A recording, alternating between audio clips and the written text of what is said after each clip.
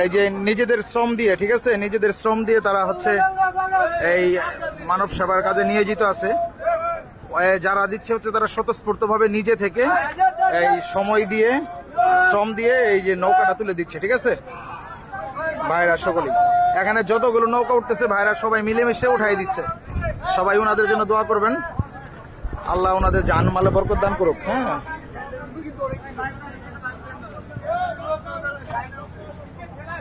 আমরা আজকে একটা নৌকা নিয়ে যাব।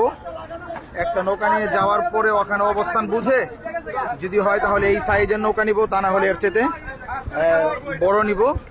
আমরা ওখানে যাই, পরিস্থিতি দেখি, তারপর ইনশাল্লাহ ওই পরিস্থিতি বুঝে কাজ করব।